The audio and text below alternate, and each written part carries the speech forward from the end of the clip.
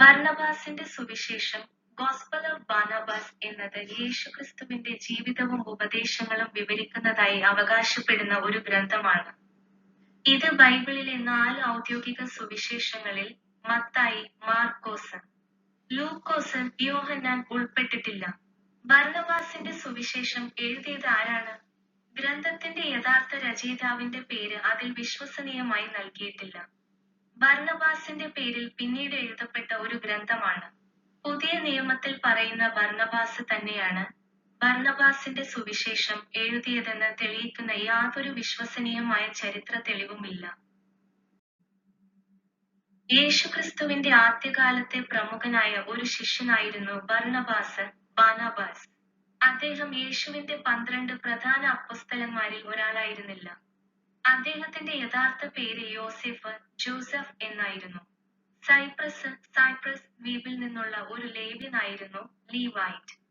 ബർന്നബാസ് ആദ്യകാല സഭയിലെ പ്രധാന നേതാവും പൗലോസിന്റെ സഹപ്രവർത്തകനുമായിരുന്നു എന്ന് അപ്പൊസ്തലന്മാരുടെ പ്രവൃത്തികൾ 9:13 മുതൽ 15 വരെയുള്ള അധ്യായങ്ങളിൽ കാണാം.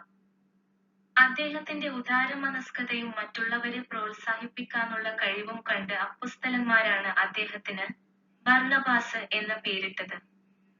ഈ പേരിന്റെ അർത്ഥം ആശ്വാസപുത്രൻ അല്ലെങ്കിൽ പ്രബോധനപുത്രൻ, സൺ ഓഫ് എൻകറേജ്മെന്റ് എന്നാണ്. ലോകത്തിലെ ഭൂരിഭാഗം ചരിത്രകാരന്മാരും ബൈബിൾ ഗവേഷകരും പറയുന്നത് ഈ ഗ്രന്ഥം ബർന്നബാസ് എഴുതിയതാണെന്ന് തെളിവില്ല. ഇത് യേശുവിന്റെ കാലത്ത് എഴുതപ്പെട്ടതല്ല, മറിച്ച് മധ്യകാലത്ത് ഏകദേശം 14-16 നൂറ്റാണ്ടുകൾക്കിടയിൽ രചിക്കപ്പെട്ടതാണെന്നാണ് പൊതുവായ നിഗമനം. അതിനാൽ ഇത് ബൈബിളിന്റെ ഭാഗമായോ യേശുവിന്റെ ജീവിതത്തെക്കുറിച്ചുള്ള വിശ്വസനീയമായ 1-ാം നൂറ്റാണ്ടിലെ രേഖയായോ ക്രൈസ്തവ സഭകളും മുഖ്യധാരാ ചരിത്രപഠനവും അംഗീകരിക്കുന്നില്ല. ഇതിന് അവർ പറയുന്ന കാരണങ്ങൾ: ലഭ്യമായ ഏറ്റവും പഴയ കൈയെഴുത്തു പ്രതികൾ ഇറ്റാലിയൻ, സ്പാനിഷ് ഭാഷകളിലാണ്. 1-ാം നൂറ്റാണ്ടിലെ യഹൂദദേശവുമായി പൊരുത്തപ്പെടാത്ത ചില ചരിത്രപരവും ഭൂമിശാസ്ത്രപരവുമായ വിവരങ്ങൾ ഇതിലുണ്ട്. മധ്യകാല യൂറോപ്പിലെ ആശയങ്ങളും സാഹചര്യങ്ങളും ഇതിൽ പ്രതിഫലിക്കുന്നു. ബർന്നബാസിന്റെ സുവിശേഷം ചില കാര്യങ്ങളിൽ ബൈബിളിൽ നിന്ന് വ്യത്യസ്തമാണ്. യേശുവിനെ ദൈവപുത്രനല്ല, ഒരു പ്രവാചകനായി അവതരിപ്പിക്കുന്നു. യേശു ക്രൂശിക്കപ്പെട്ടില്ല, പകരം യൂദാസ് ഇസ്കരിയോത്ത് ക്രൂശിക്കപ്പെട്ടുവെന്ന് പറയുന്നു. യേശു തന്റെ ശേഷം മുഹമ്മദ് നബി വരുമെന്ന് പ്രവചിച്ചതായി പറയുന്നു. പല ഉപദേശങ്ങളും ബൈബിളിലെ ഔദ്യോഗിക സുവിശേഷങ്ങളിൽ നിന്ന് വ്യത്യസ്തമാണ്. പലരും ബർന്നബാസിന്റെ സുവിശേഷത്തെ letter of Barnabas, epistle of Barnabas എന്ന മറ്റൊരു പുരാതന പുസ്തകവുമായി തെറ്റിദ്ധരിക്കാറുണ്ട്. ലെറ്റർ ഓഫ് ബർന്നബാസ് AD 2-ാം നൂറ്റാണ്ടിൽ മുഹമ്മദ് നബിക്ക് മുൻപ് എഴുതപ്പെട്ടതാണ്. എന്നാൽ ആ പുസ്തകം യേശുവിന്റെ ക്രൂശീകരണത്തെ നിഷേധിക്കുന്നില്ല, മറിച്ച് യേശു കുരിശിൽ മരിച്ചുവെന്ന് ശക്തമായി സമർത്ഥിക്കുന്ന ഒന്നാണ്.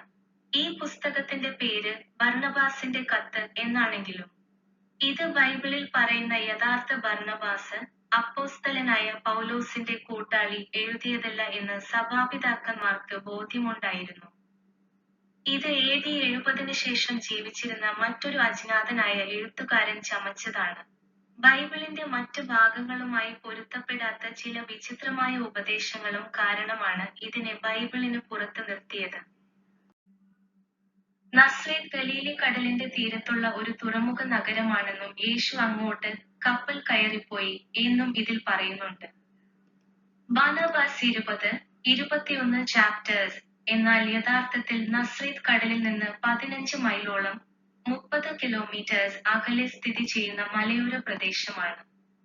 ലൂക്കോസ് 4:29 മത്തായി 4:13, മർക്കോസ് 6 അധ്യായം 6:53 ഈ വചനത്തിൽ നിന്ന് തന്നെ നസ്രേത്ത് കടൽ തീരത്തല്ല, മറിച്ച് ഒരു മലയിലാണ് സ്ഥിതി ചെയ്യുന്നതെന്ന് ബൈബിൾ വ്യക്തമാക്കുന്നു. യേശു ജനിച്ച സമയത്ത് പൊന്തിയോസ് പീലാത്തോസ് ആയിരുന്നു ഗവർണർ എന്ന് ഇതിൽ പറയുന്നു. എന്നാൽ യേശുവിന് ഏകദേശം 30 വയസ്സായപ്പോഴാണ് പീലാത്തോസ് ഗവർണറാകുന്നത്. ലൂക്ക് 3:1-2 ആണ്ട് 23, Jesus age 30. Luke 2:1 king Herod the great. ചരിത്രപരമായ വസ്തുത, ഹിസ്റ്റോറിക്കൽ ഫാക്ട്, ചരിത്രരേഖകൾ പരിശോധിച്ചാലും ബൈബിൾ പറയുന്നതാണ് ശരി എന്ന് കാണാം. യേശുവിന്റെ ജനനം ഏകദേശം BC 4-ൽ ഹെരോദാവ് രാജാവിന്റെ മരണത്തിന് തൊട്ടുമുമ്പ്. പീലാത്തോസിന്റെ ഭരണം AD 26 മുതൽ AD 36 വരെ മാത്രമാണ് പൊന്തിയോസ് പീലാത്തോസ് യഹൂദിയയിലെ ഗവർണർ, പ്രോക്യുറേറ്റർ ആയിരുന്നത്. യേശു ജനിച്ചതും പീലാത്തോസ് ഗവർണറായതും തമ്മിൽ ഏകദേശം 30 വർഷത്തെ വ്യത്യാസമുണ്ട്.